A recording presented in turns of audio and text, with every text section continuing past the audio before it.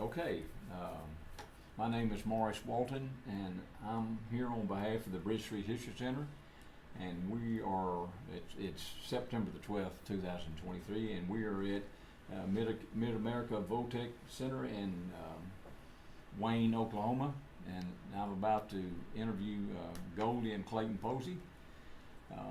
And what we're doing is we're doing an interview today about the Mitchell Truett feud, but we are also want, as a principal part of our interview, to tell a little bit about, or learn a little bit about, Goldie and Clayton and their roles in the preservation of the Mitchell Truett feud. We're going to talk about the feud some, because I know there'll be some additional information that Goldie and Clayton will have, but we're just going to learn a little bit about these folks. So let's just start, and Goldie, we'll start with you. Just tell me when you were born, your age today. Do I have to? Yes, ma'am. Okay, I was born in 1942. Okay. That makes me 80 years old. We just had a big birthday party. Well, And good. I was born in Frederick, Oklahoma. But I didn't stay there very long because I actually was raised in Wichita Falls, Texas. Went to high school there. A couple of years, before I started to school, we lived in Canadian, Texas, and that's in the Panhandle of Texas. And my dad, he did road construction, and that's when we were there. And then when I was in the fourth grade, we went back to Canadian, and so that's. Is that where you went to high school? Oh in no, Canadian? in Wichita Falls, Wichita Falls. Texas. Mhm. Okay, so you were in Wichita Falls, moved to Canadian, and came back to Wichita Yes, Falls. yes. Okay, so what year would you have graduated in from high school? In 61. 61. Okay, what did you do upon graduation from high school? I got married. Oh, so what? I got my MRS. Well, But I want to say, we lived within a mile where my dad was born. And that's why we were in Wichita Falls. okay. He was born there in 1921. And he was in road construction, and he traveled 2 or 3 hours sometimes, and had an RV, and my mom would go with him, and they'd do road construction. So anyway. All right. Well, that is good. See, that's something I did not know. I'm glad to know that. Now, did you have siblings? Yes, I've got a brother that's in between my sister and me. It's a good thing. He was born in 45, and my dad was in the war, and he was in Germany when my brother was born. And he turned out all right. He went to school and got a master's of divinity at was Southwestern, what? The Southwestern Theological in Fort Worth? Yes, Yeah. that's right. He went to Hardin Simmons first. Yeah. Oh, okay. Yeah. And then my sister got a master's degree in teaching, and then she was certified to be a principal. So that's what she did the last few years of her teaching career. And her husband, prior to that, were missionaries in Africa. Wow. So now, are they both still alive? Yes. And where do they live today? My brother Dale and his wife live in Hobbs, New Mexico, and I think half their time they spend in Branson. Yeah. So do y'all still you still have a good relationship with them, or you see them? Oh yeah, he's been to many reunions. Is that right? And he would always speak when we had a program out at the cemetery. But and when we went to White Sands and set up a monument for Bill Mitchell, he was a speaker. Okay. But anyway, my sister lives in Rowlett, Texas, and now she's really excited. They're going to move to Colorado. They like the weather. So anyway, they're in the process of trying to sell their house and move to Colorado. But the deal is, don't tell anybody, but she has company constantly. She's got this big house, extra rooms, and she'd serve everybody. She's getting tired of cooking and cleaning house. Imagine that. Imagine that. Well, what about when you were growing up? Were your grandparents on your mom and dad's? Were they around? I had about 7 grandparents. You know, and I thought that was normal, but in talking around, that's not normal. Not too many people have grandparents. Right. Not any or one or whatever. But my dad's parents lived, up on the hill, just about a mile from us. And my mother's father was living. Her mother died in 1939, and she was just a young teenager. Yeah. And so he married again, so I had a stepmother, and then she had her mother, and then my grandmother Shook had her mother, and so it all added up. So, it worked. And when my mother's mother passed away, in that time period, in 39, it wasn't proper for a girl to live with her dad. So he paid for a couple to keep my mother, and her name was Goldie, and that's where I got my name. Okay, I was wondering From about that. My step-grandmother. Well, not only that, Elizabeth is my mother and her mother. And then Ann is my dad's mother. And so I have Goldie, Elizabeth, Ann, and my maiden name was Shook. Now, that's kind of complicated there, Goldie, but I'm glad to hear it. So did you have then a good, sounds like your grandparents around, and you had a good, interesting or fun childhood with your parents and grandparents? Yeah. And my sister, she was 7 years younger than I.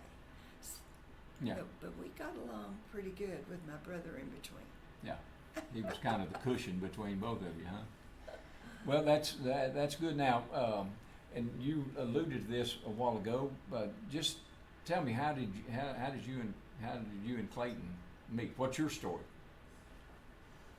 Well, that was Canadian, Texas.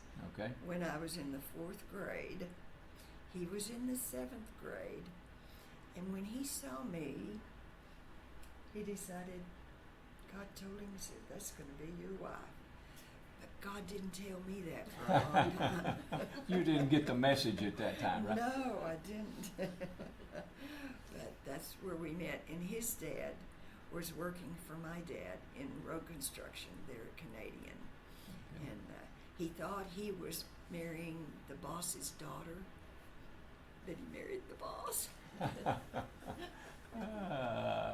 That's the way that works, isn't it, Clayton? Now, and Clayton, I don't know if you wanted in joining that, just the discussion generally about your background, where you were born and how old you are today. Old. It's a relative term, isn't it? Well, I was born, the closest town was Mena, Arkansas. And there's a community about 14 miles from Mena called Posey Hollow. And so that was a Posey and Basque clan. Okay. So what part of the state is that in Arkansas? It's east of McAllister. Okay. All right. And that I was born in my maternal grandparents' front room of the house in October 2 of 1938. Right. So did you grow up in Posey Hollow, or was that kind of the Well, home front, or just? I grew up,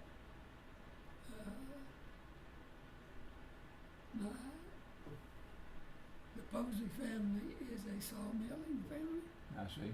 and so we grew up everywhere in that general area. Yeah. So where'd you go to school? I mean, where were the schools in that situation? I mean, where'd you go to elementary school, high school, or whatever? Just Well, the most interesting thing is that part of my elementary school was in a government Navajo Indian school in Fort Wingate, New Mexico. And back in those days, this was before Indians were people. And the Indian children were essentially kidnapped from the family and put in government schools. And the parents didn't see the kids until school was out. So I was the only white kid in a Navajo school. So that experience of different culture, different language, did a lot in forming who I am today. mm-hmm. That's where he learned to run. At recess, they played cowboy and Indians. Now, were you the cowboy or the Indian in that situation? I was a cowboy without a horse. Very good. So did you graduated from high school in that school? No, I graduated from high school in Wichita Falls Oh, okay. in 1956. So what did you do after you graduated from high school, besides marry Goldie? No, he didn't. I didn't. She wasn't old enough then. Well, I know that later. I knew it wouldn't have been right then, but So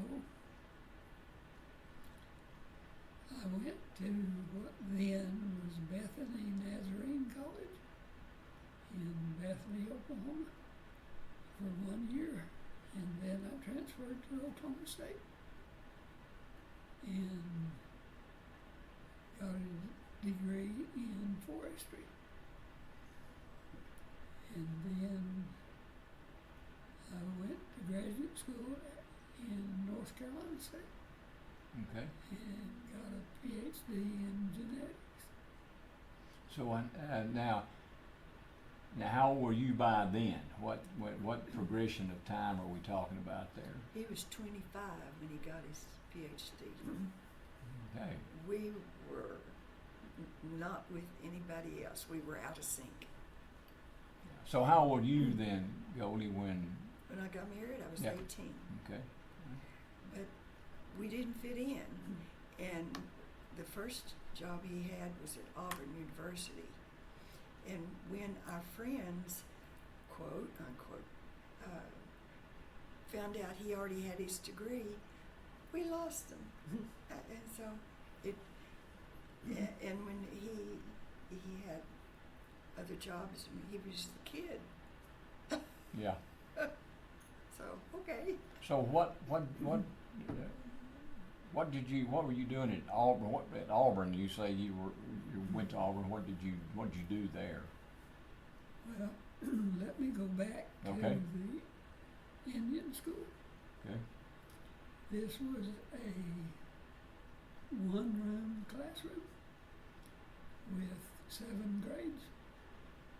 So you had a row of chairs of first graders, a row of chairs of second graders, all the way through 7th, one teacher. And say I was in the 4th grade. When she was teaching the 3rd grade, I got a refresher on what I learned the previous year. And then she taught the 4th grade, and I got new stuff. When she was teaching the 5th grade, I got what I'm going to get next year. And once she got a couple of grades away, it was my responsibility to help the kid on my left with his assignment. And on my right, the kid in the 5th grade helped. And so you learn by teaching and by repetition. And so being in a classroom with 35 kids, 1 teacher, 7 grades, that horrible system set me back so far that it took me until I was 23 to complete the requirements for a PhD. Yeah, that was really a horrible setback, wasn't it? Yeah. And so our educational system today is completely out of whack. Right. So those relationships that you made back in the grade school, just tell me about that. How did that impact you? Not just the schooling, but the relationships. Did you establish relationships with some of the children, the kids that you were growing up with in that environment, or that you were educated with? Well, not really with the Navajo. Yeah. Because out of the school environment, they didn't exist. Okay. So I played with them at school, but out of school, no contact. So were there other kids that you outside of the school situation that you dealt with, or you played with, or grew up with? What? We lived in a small, isolated, really wasn't a community, group of homes that were mainly ranchers. All over the land in that part of the world is either Forest Service, Bureau of Indian Affairs, or Bureau of Land Management.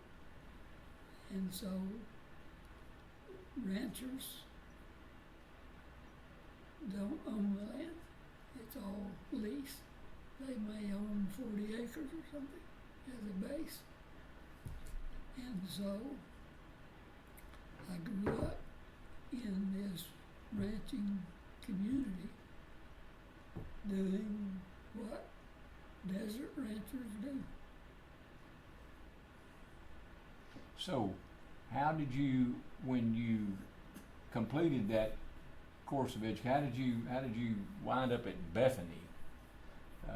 Was that just a logical place to go, or is there a story behind that?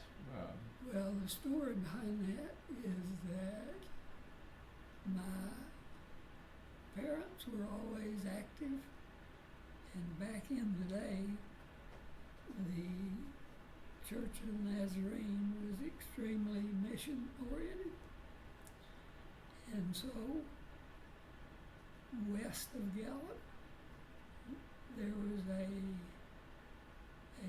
Nazarene preacher and a mission that was no more than pole in the ground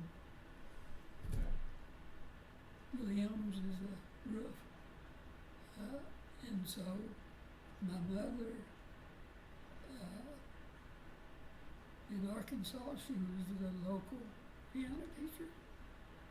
So she played the piano, she did the Sunday school in this Arbor mission. And so that was the connection with Bethany. All right. Interesting. Now let's go back to Auburn. when we went from, and I'm glad we did. That was a good. Tell me what you were doing in Auburn. Goldie said that's y'all were there. So what part of your education or what brought you there and what did you do there? Well, at North Carolina State, I was part of a NC State industry tree genetics cooperative, and every wood using industry across the South was a member. And that was in the early days of tree breeding. So when I left NC State, I went to Auburn, and I and one other guy set up the tree breeding program for the state of Alabama. So the improved, genetically improved seedlings planted every year today in Alabama comes from that program. All right. That is very interesting. So how long were you at Auburn? Long enough to have our first son. I was going to ask. That was And he was born, I thought he was being born in Auburn, but it was Opelika. I thought, good grief, you'll never learn to spell this one. But I bet he has. Yeah. So how long were we there? About 3 years. Is that right? So, And then ask us where we went. well, where did you go then? Well, we went back to Oklahoma State and Had the second son. and set up a tree breeding program for Oklahoma and established a genetics research station in Idleville. And same statement, so the trees planted in Oklahoma today came from the seed orchards that we established. This goes back to 1965. Wow, that's a productive. How long were you at Oklahoma State? And at OSU, I taught genetics and wood science. Okay, we were there long enough for our younger son to be born in '69, because, and then we went to South America. We moved to the jungle in Brazil, and Nathan, that's the younger one, we had to wait till he was 3 months old to get all of his injections. So the boys and I went to my parents in Wichita Falls, and he went on to Brazil and started after we got inoculated and all that, my mother went with us, and we went to and lived in Brazil, in the jungle, on the Jari River, which is a big river. Regardless of how far you go and how isolated you are, your mother-in-law still shows up. That will happen. I've not had that particular experience, Clayton, but you can run, but you can't hide. Is that what you're saying? Yeah. So now, without getting too much into it, all that's very interesting, how long were y'all in South America? Well, as a family, 7 years. 7 years? 7. And then family moved back, and I continued doing the same for another 5 years, I guess. And we're still involved in South America. Now, when you say you're still involved in South America, what is your, what do you do, or what have you done? Or my, Yeah, both of those, what and why? We've created shingles. well, we basically, our calling in life is job creation. So, in our mind, a theologian major responsibility has to do with the soul. God's second most important item is that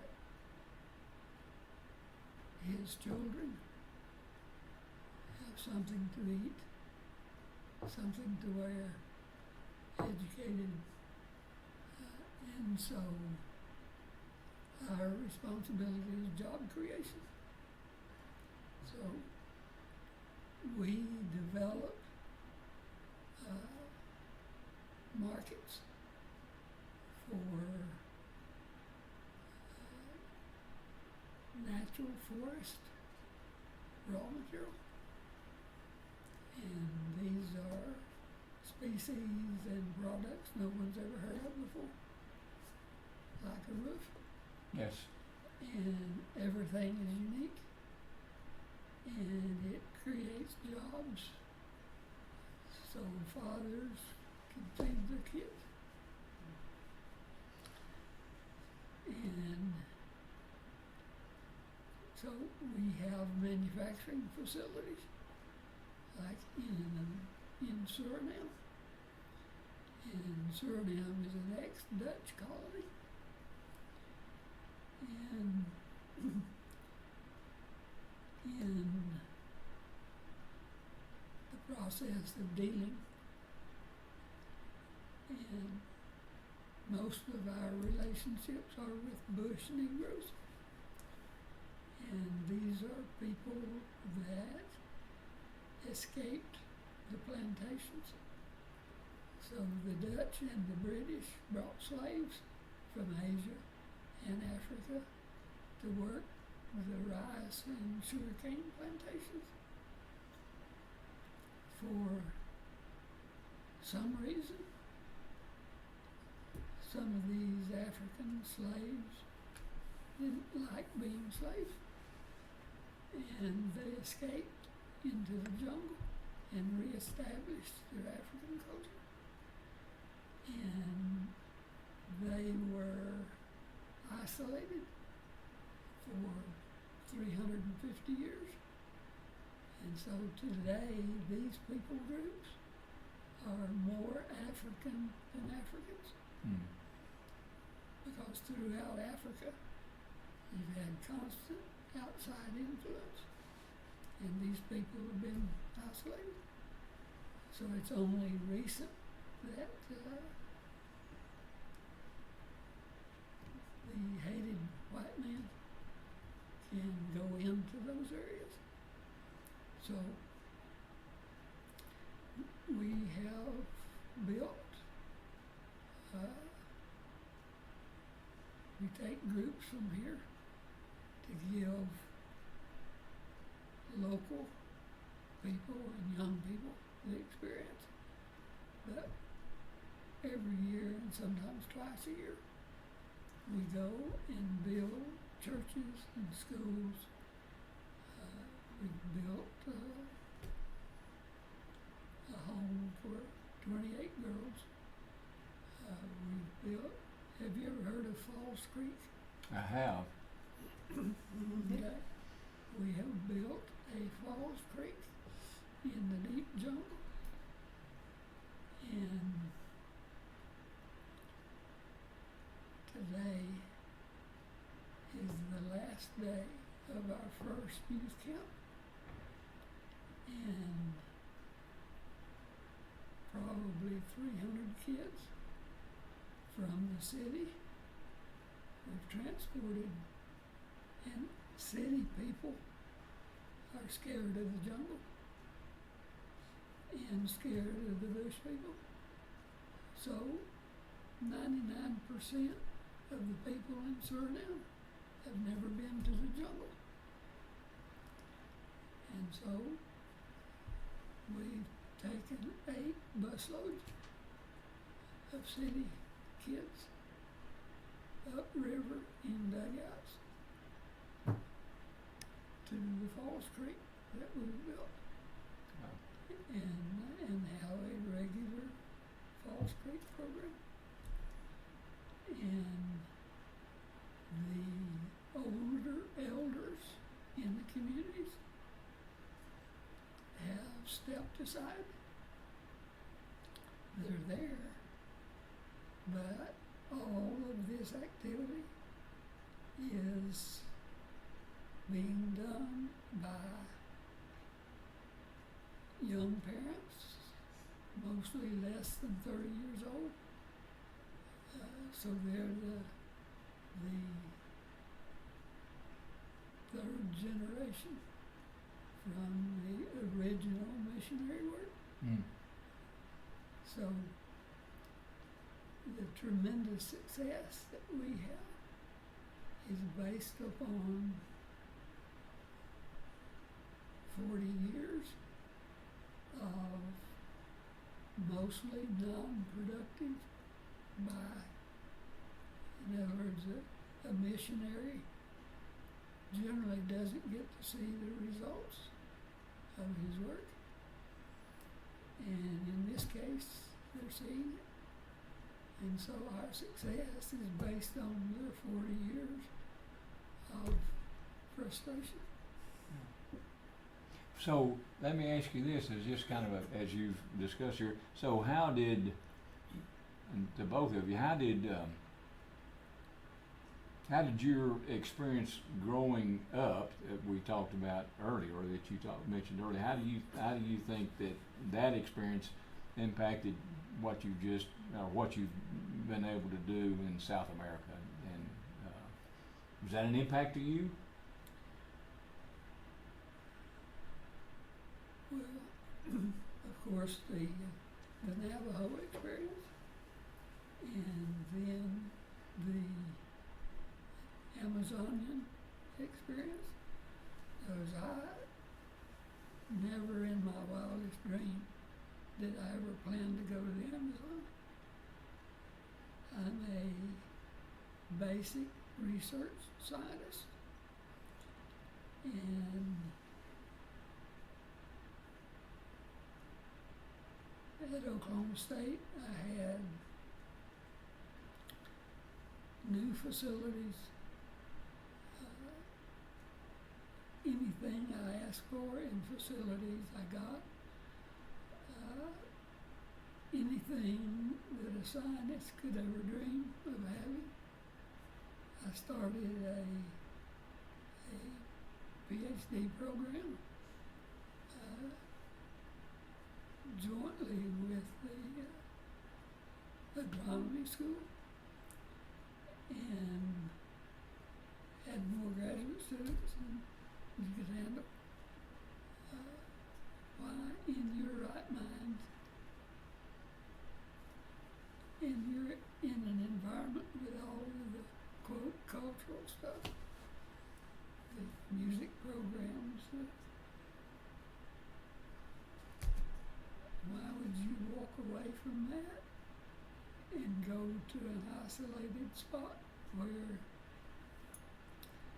your grocery store is 4 poles in the ground and a palm And the flower full of bugs. and the grocery is beans, rice, cassava, plus what you can gather in the jungle.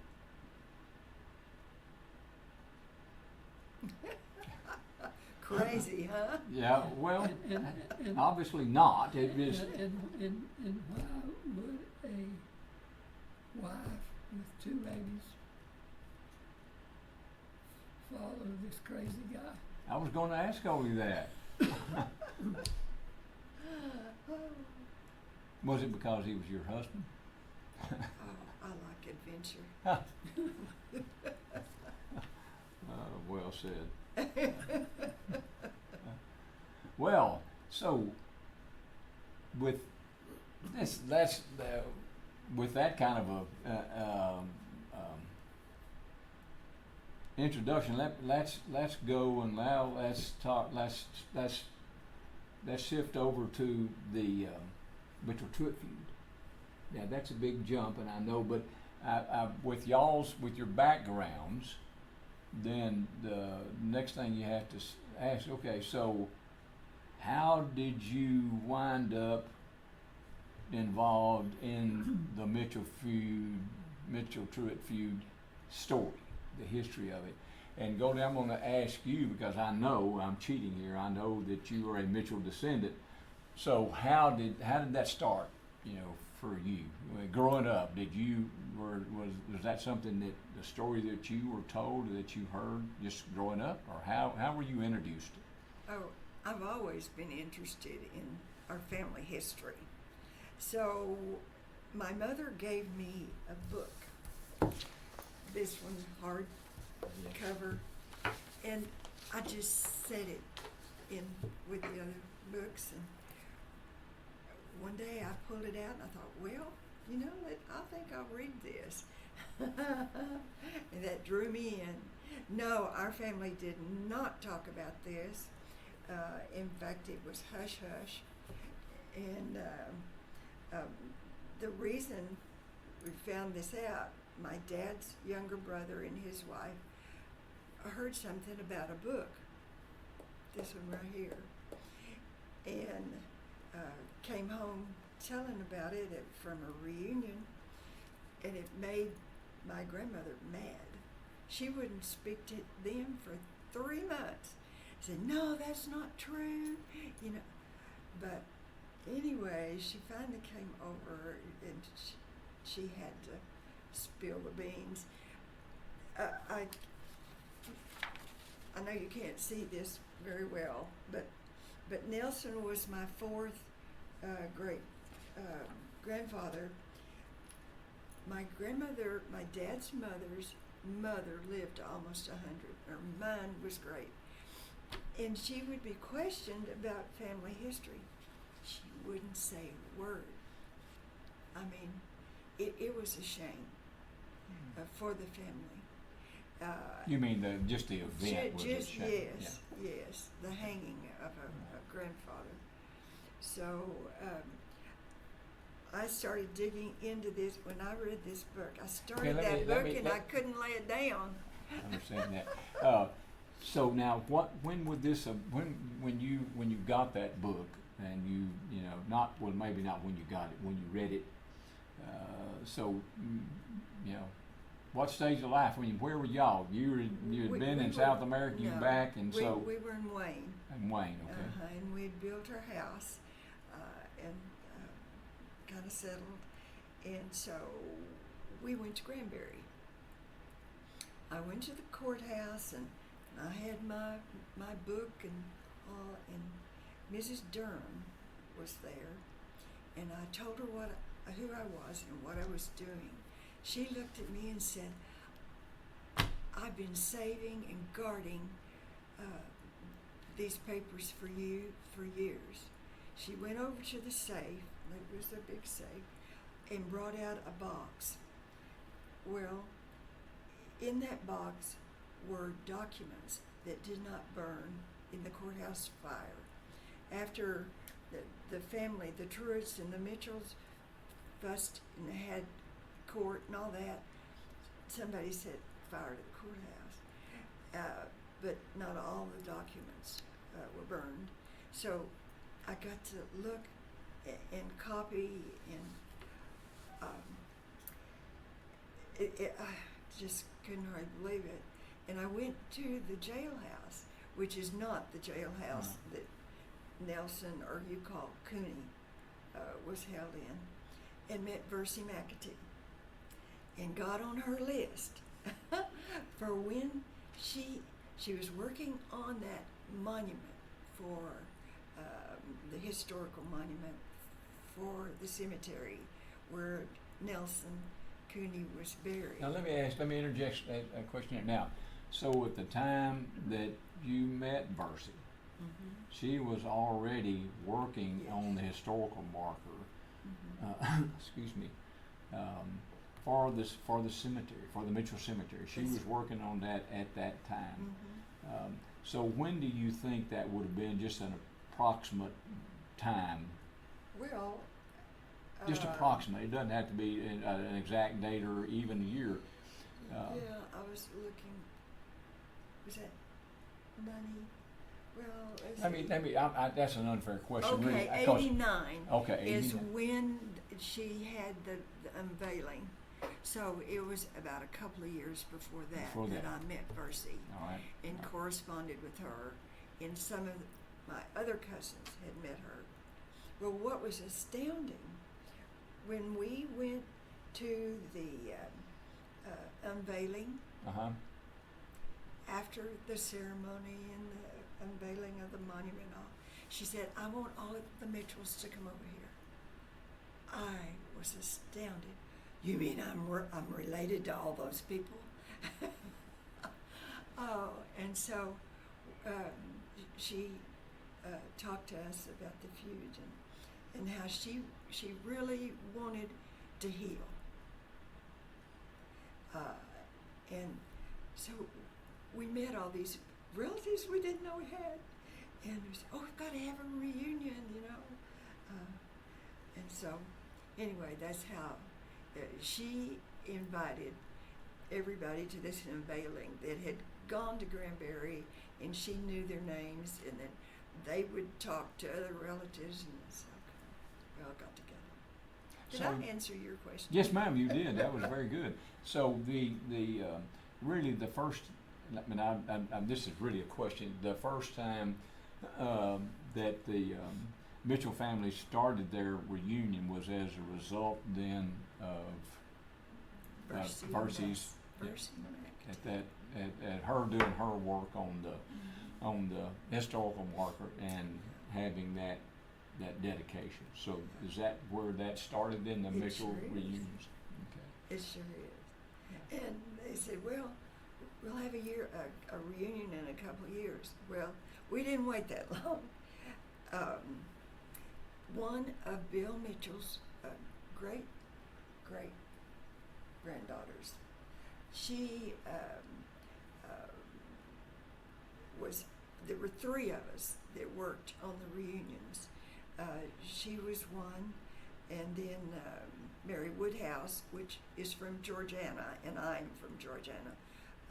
We worked on the first few reunions before a younger girl finally took it over. But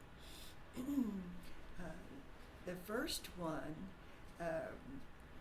we had a bus tour, and Versi directed us, and we went the route that Bill Mitchell and D.A. Shaw and Cooney and W.J. Owens all went, Bill Mitchell and Graves and all that. And she'd show us this was this, and went and showed us the property that the Truetts had owned.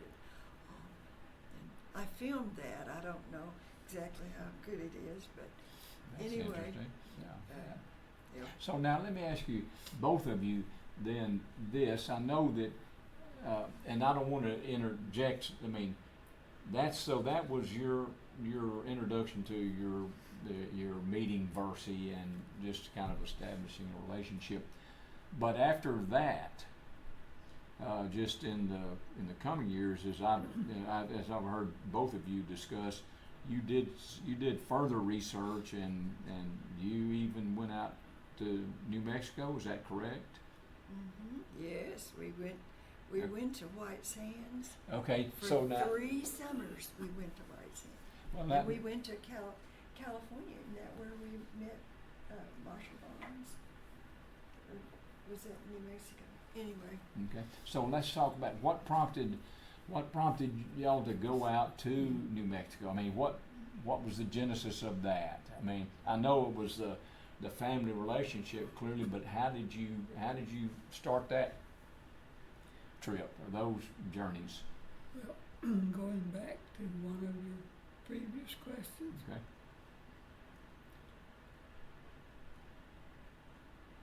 going to the desert, rolling around in the desert,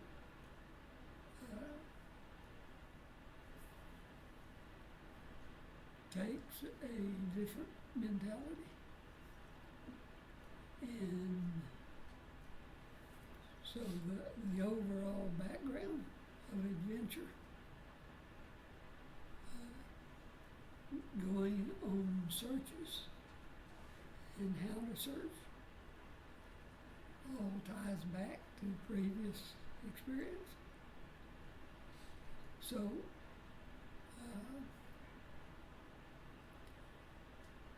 we were searching for,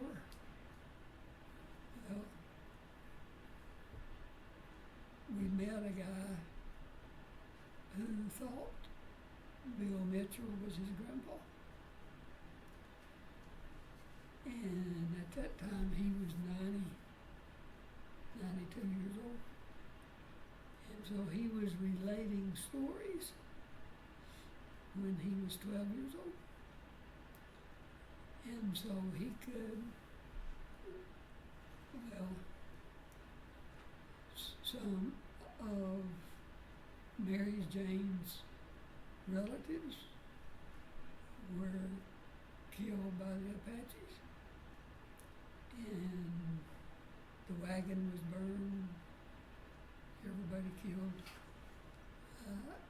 and Bill Mitchell showed him the burned out wagon, and so he was telling us where the wagon was, and he described, and he spent summers with Bill and Mary, living in a wagon at a place they called Dripping Springs. And so, how does a 92-year-old guy tell you the location of anything, which goes back 80 years? And so I took, this was back in the day when aerial photos were available, and I had experience with aerial photogrammetry, and so we took aerial photos, and the only thing we knew was that their camp was at a Dripping Springs on a south-facing bluff. So water would drip over the edge of the bluff into a barrel. And so, using aerial photos, I identified every south-facing bluff. And so we went in and physically walked in, examined every south-facing bluff from the New Mexico-Arizona border west until we found it. And talking about adventure, the first day we went out, our second granddaughter was 10 years old with us. And at the end of the day, I mapped out how many miles we had walked, and these girls walked 12 miles that day and had no idea. Because when you're searching, you're looking for evidence on the ground. And old Prince Albert tobacco can, a spent cartridge of any kind of evidence. And the guy that wrote this was an archaeologist, and everything we found he recorded, and his GPS location and all of that went into the history museum or whatever of White Sands. So when you're just walking and searching, you're not looking at making it another mile or whatever. You don't know how many steps you're taking. If you told them in advance, we're going to walk 12 miles today, we'd have stayed and camped. So you tricked them. Yeah. We went 3 summers, So I was going to say, okay, and Peter Eidenbach went with us each time. And so now tell me that you say you went 3 summers.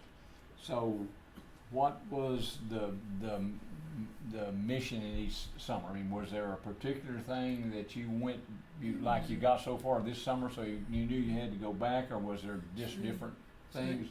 Same mission. Same.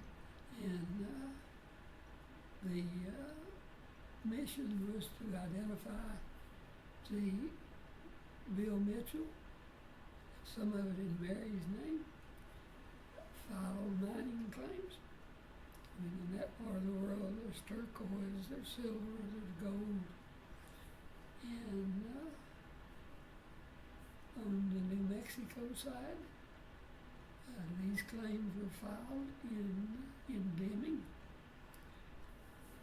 And so you have record. And so we identified the mine locations.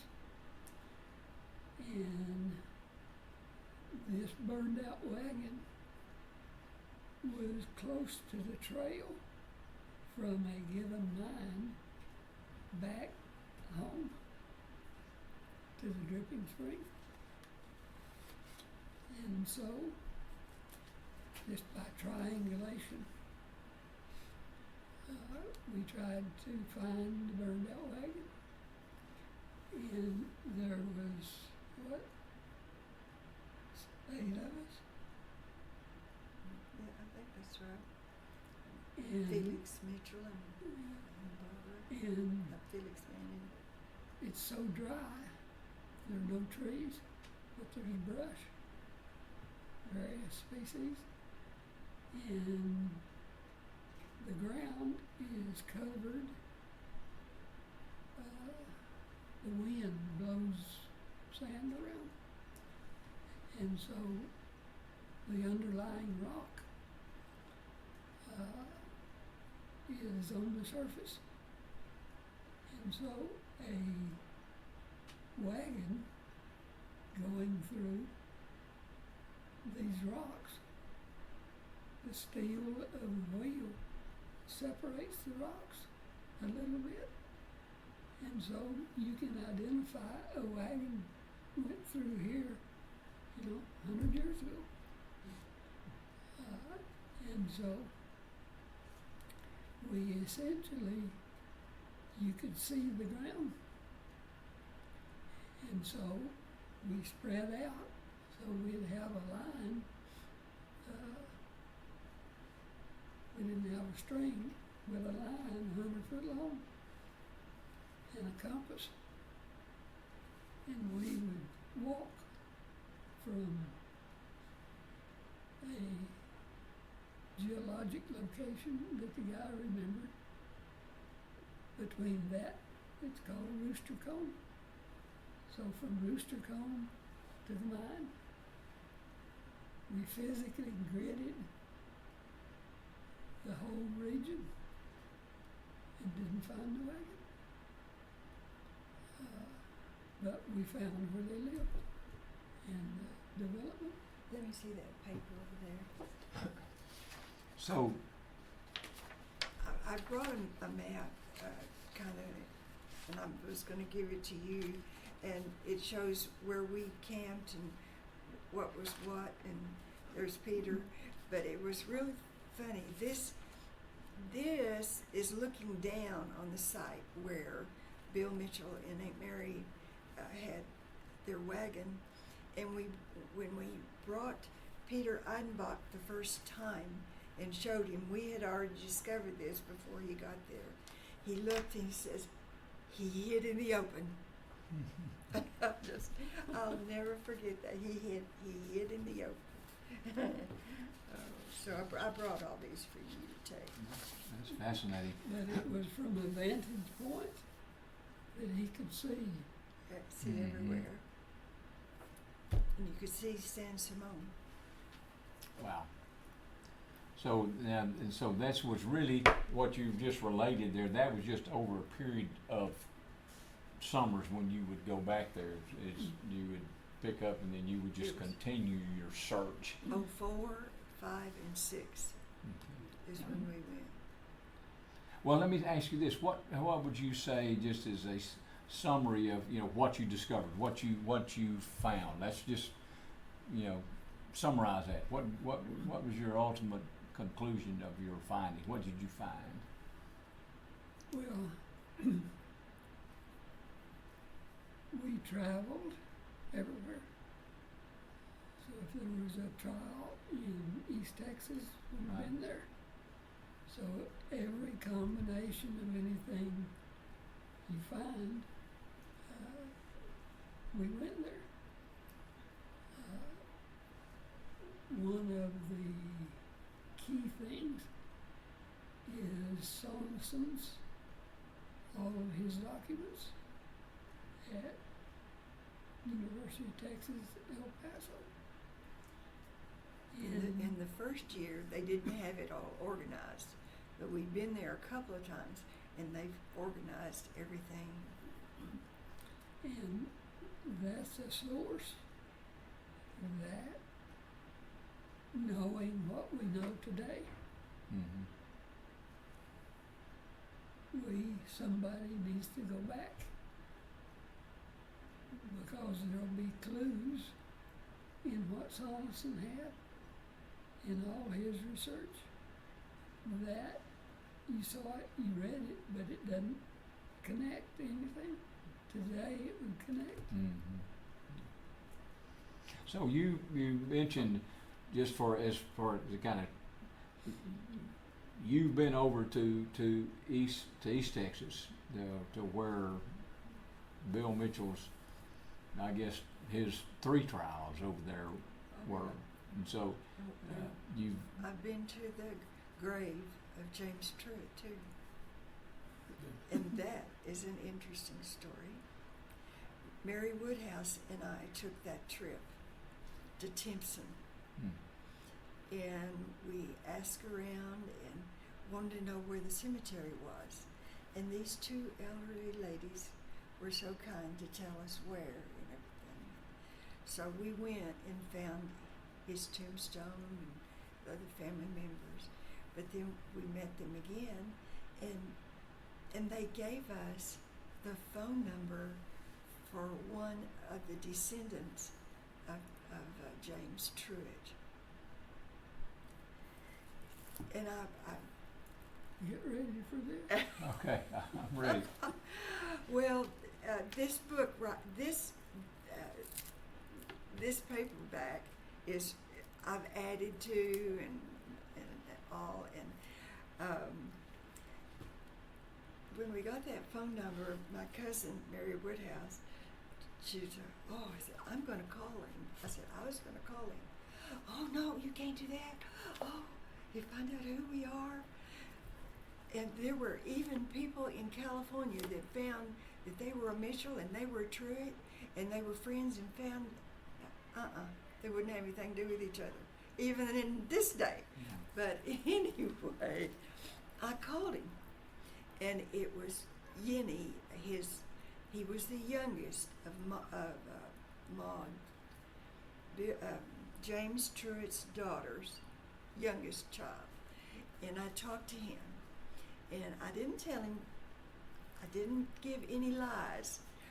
I didn't tell him exactly who I was. And he was so neat. His name was Don Uni, and he sent me a deal. His mother.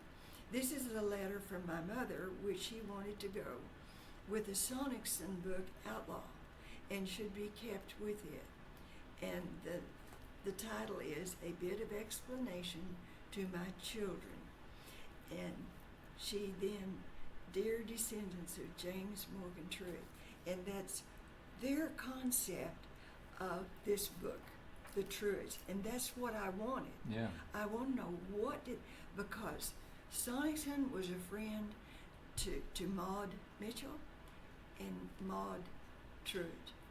I don't know how he did it, but he brought material in from both of the girls, and you'll find in his book pictures that both of them contributed and all.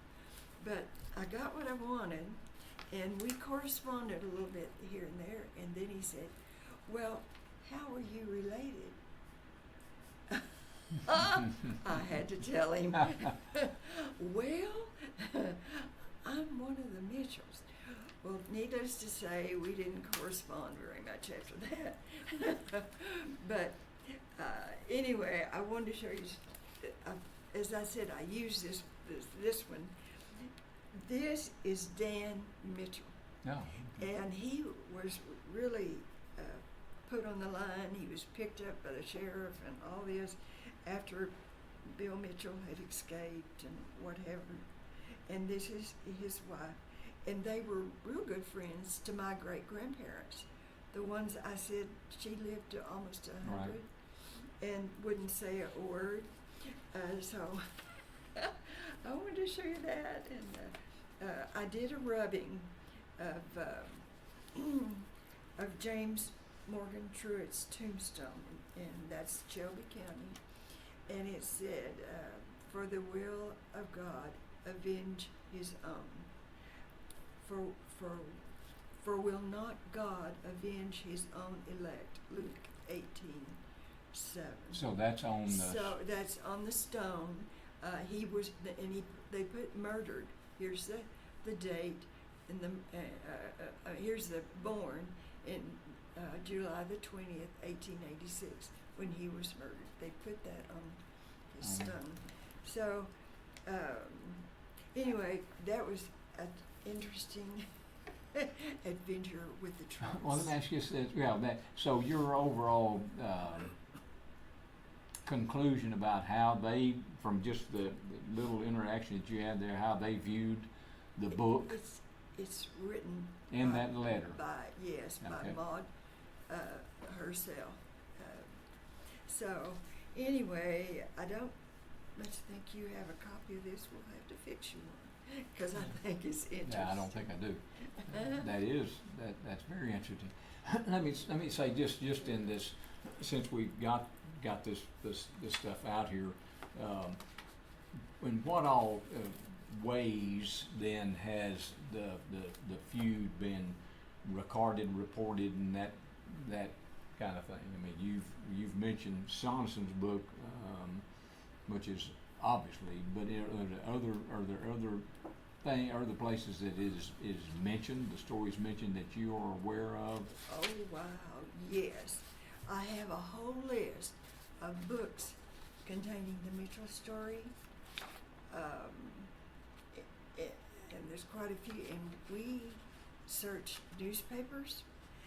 Jay Follett, one of Georgiana's descendants, also searched newspapers, and I've got a book on when the Mitchells were in the news.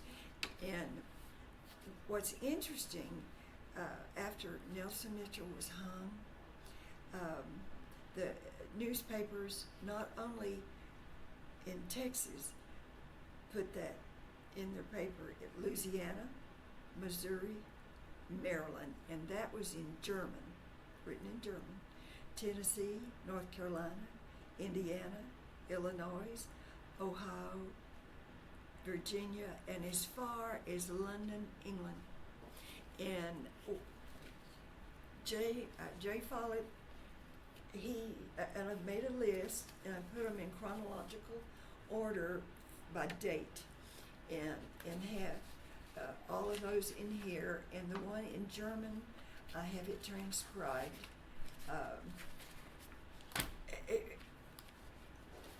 They didn't really add, but it was astounding and amazing at how far that story Reached. went.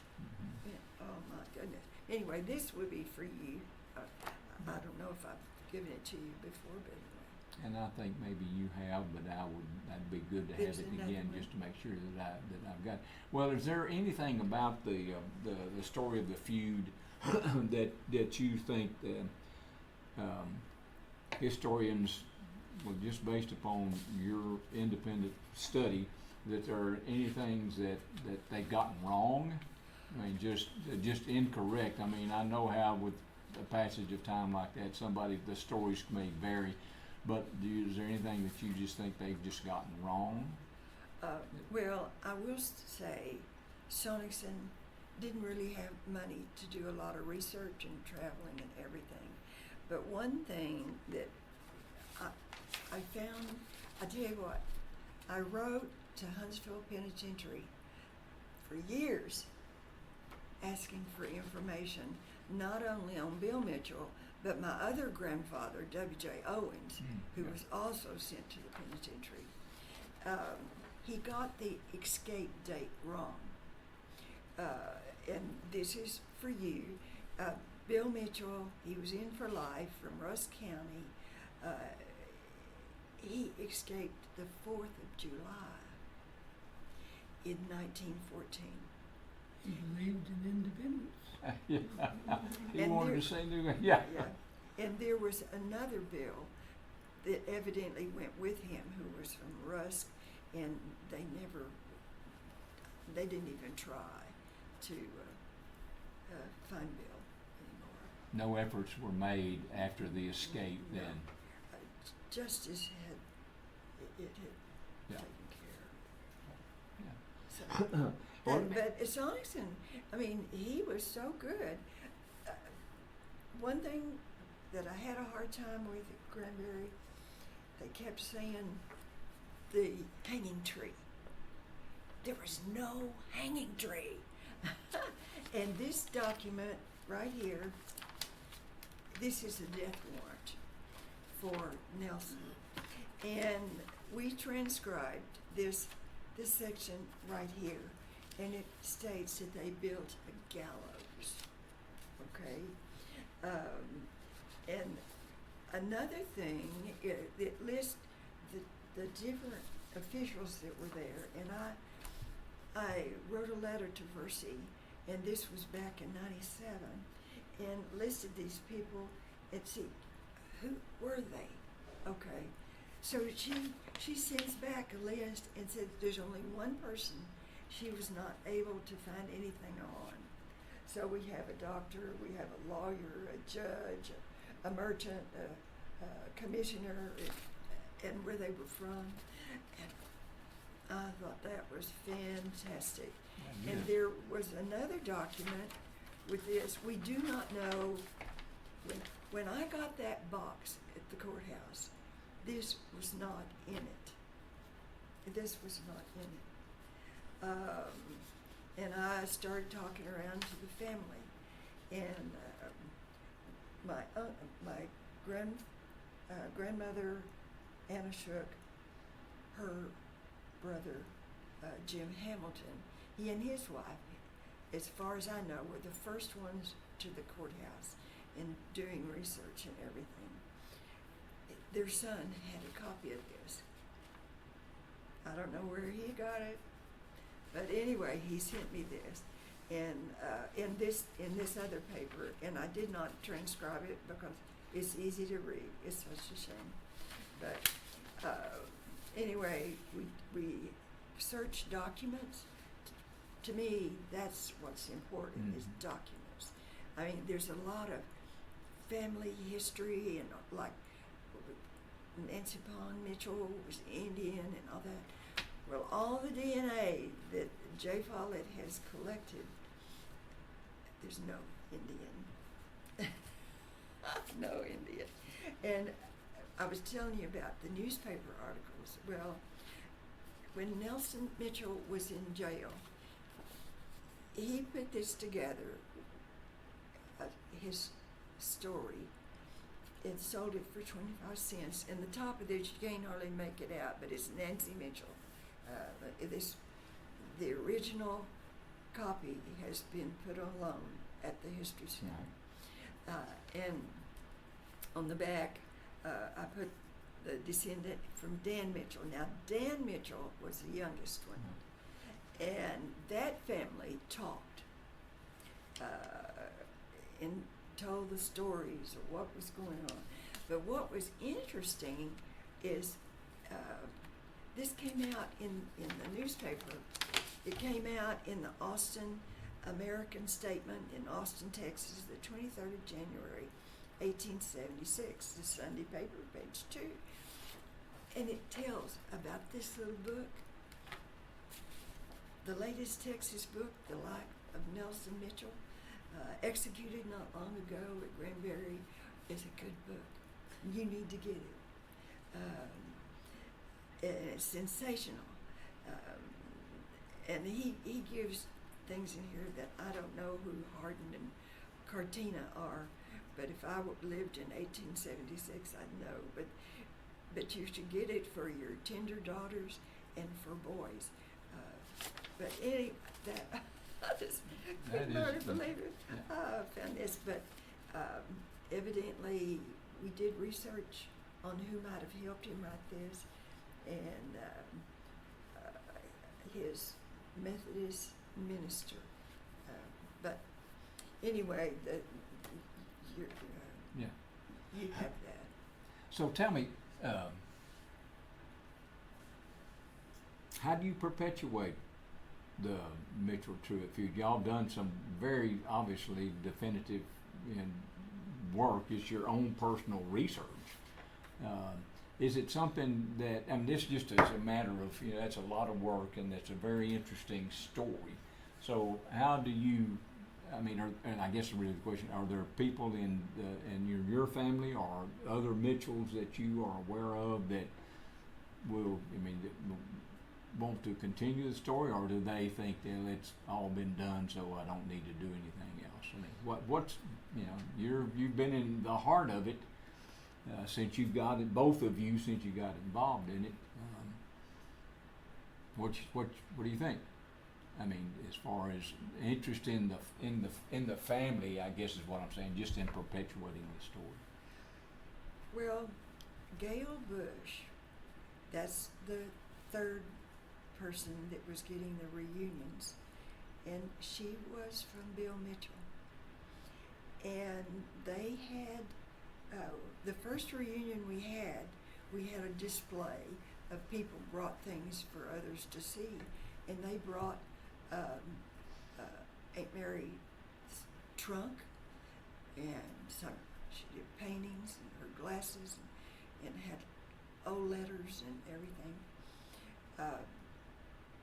Gail Bush's mother was still living, Betty Graham, and one of the things that we did,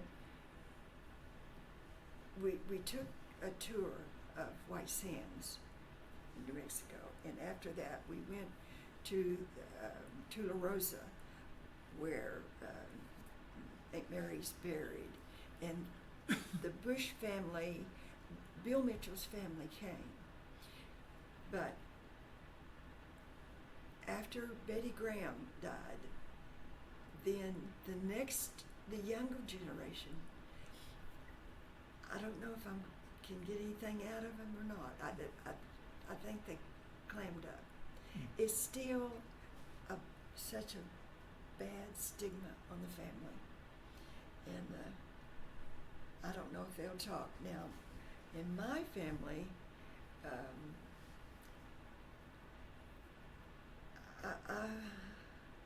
I don't know.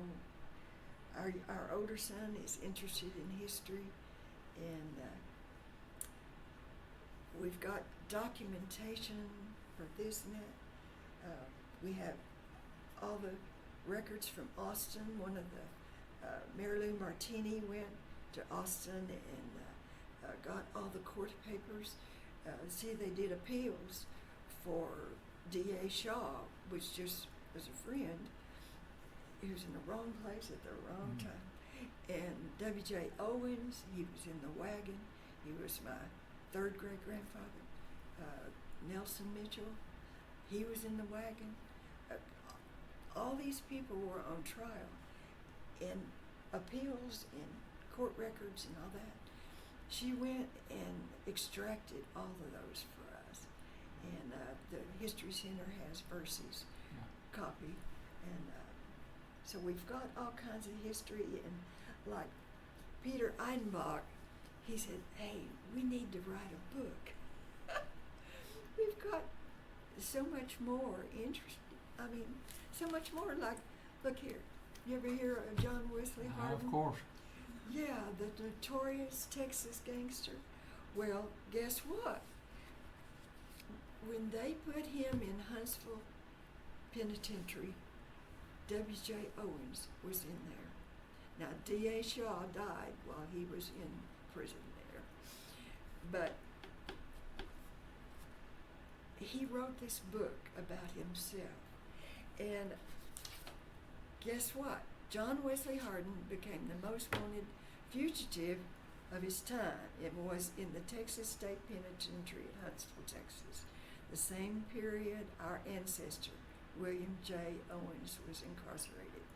Hardin led a group of inmates to dig a tunnel to the floor of the armory and for a planned escape, and it was in the middle of the compound. They had all their guns and stuff. On page And Dan Mitchell was one of the diggers. On page 128 of this autobiography, he gives the names of two men who exposed his plans.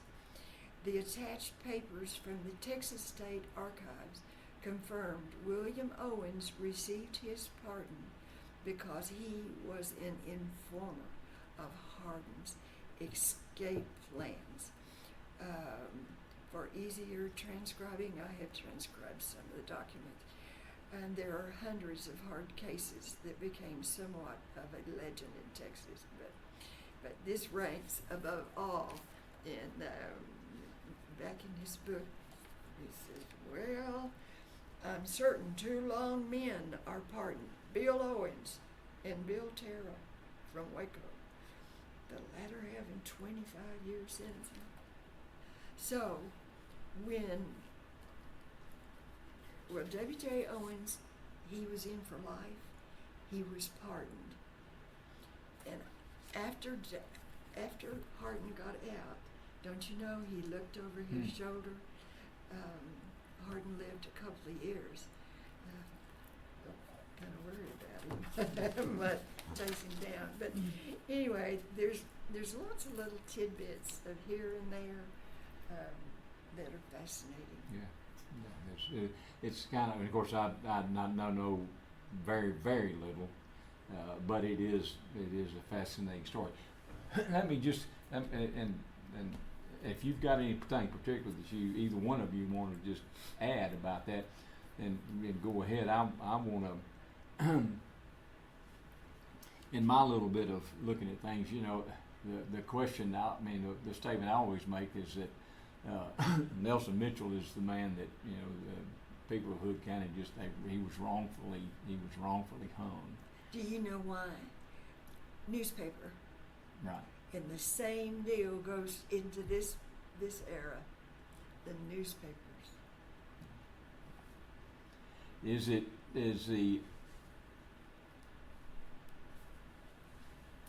The way this is in reading Sonnenschen's book, where he talks about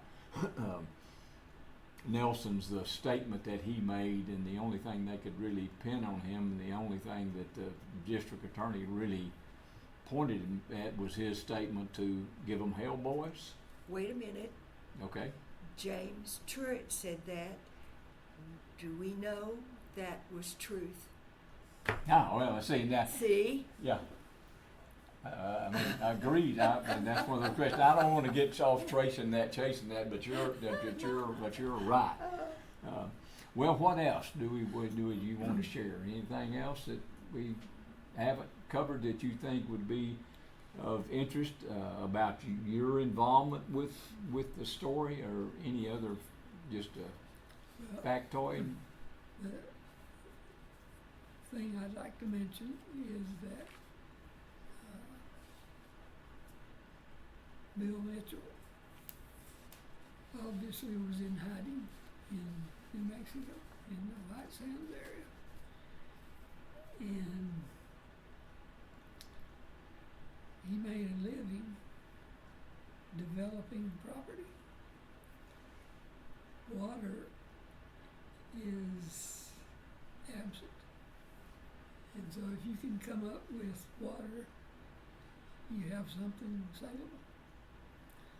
So he developed at least 5 different ranches. And he had a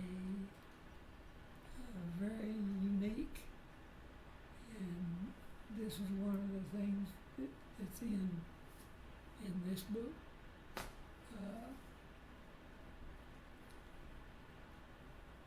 You never get a lot of runoff in that country. You don't get that much rain. What you get, it's sandy. What you get soaks in. And so he would dig a well and on an area and let's use this table and say you just the lay of the land is such that you only have a 1 degree slope, and so he would dig a well in that corner, and then he would move dirt and put a berm on one or sometimes 2 sides. And if you had a desert downpour, which you get in July, that's enough.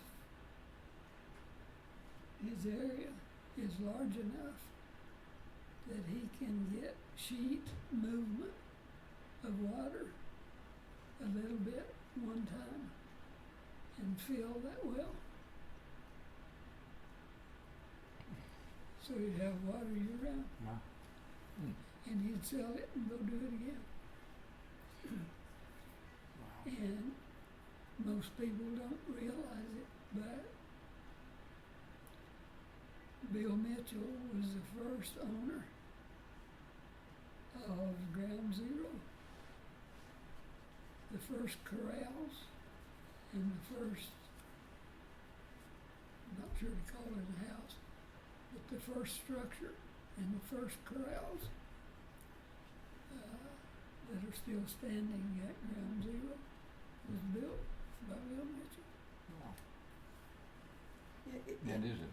And I think they open that one day a year for let people to go in to see. But they still, even though they've got really proof in that book that it was Bill Mitchell, his name is never mentioned. It's the next generation. Wow. Who owned the house and all that. So it was a lot of fun. We got to go in, and Bill Mitchell's family.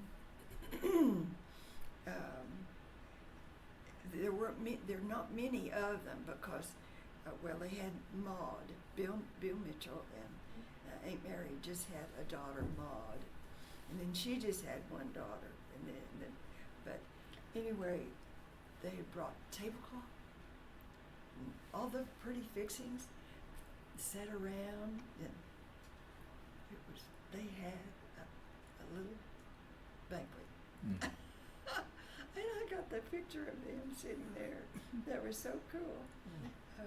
But they were all real proud. But the youngest, the generation that is living now, I don't know. I'm going to contact them again because I'd like to go through. I've been through the trunk and stuff before, but I'd like to do it again. But there are people to this day living. See, Aunt Mary had 4 children when she married Bill Mitchell. One of them had died, and so she had a daughter, Isabel Dixie, and she married a Frank Kraft, and he's the one that let Bill Mitchell's hiding place out, where they finally caught him. But at any rate, they have a granddaughter living, and she's in California, and her name is Isabel Dixie, and just by the grace of God, I found her, and we've had more fun corresponding. So, and she really didn't know all the story and everything, see, but we're telling her. Oh, good. She can benefit from y'all's your work. Hey, Yeah, I appreciate very much the interview. I've learned really a lot, and I thank y'all for taking the time to do it. Well, the family, Bill Mitchell's family, was so funny. They said they learned more from us about their heritage than they had. Oh, I bet that's right. Yeah, absolutely. So, Well, thank y'all. anyway, thank you.